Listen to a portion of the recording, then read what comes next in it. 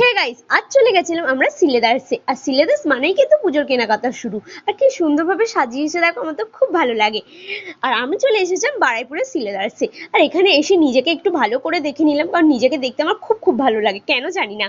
আর এখানে আমার মিমি জুতো দেখছিল, চলো তোমাদেরকে একটুখানি জুতোর কালেকশন দেখি। আর তোমরা কিছু বুঝতে পারলে? এই দেখো, আমার ভাইও কিন্তু উঁকি মারছিল, ভাইও গেছে সঙ্গে। এখানে দেখো বাচ্চাদের জুতোর কালেকশন দেখছিলাম, বাচ্চাদের জুতোর কালেকশন দেখতে কিন্তু আমার খুব ভালো লাগে।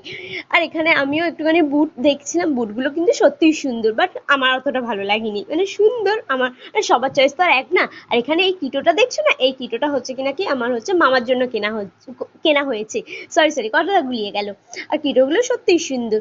তারপরে কেনাকাটা হয়ে যাবার পর আমরা চলে গেছিলাম বাড়ির পথে রওনা দিয়ে। দেখতেই পাচ্ছ আমাদের কেনাকাটা কমপ্লিট হয়ে গেছে সমস্ত কিছু। এবার চললাম বাড়ির পথে। এবার বাড়ির পথে যাবো, কিছু খাবো না সেটা হয়, তাই আমরা খেয়ে নিয়েছিলাম ঘুগনি আর চকলেট। তাহলে আজকে মিনি ব্লগটা এখানেই শেষ করলাম, টাটা।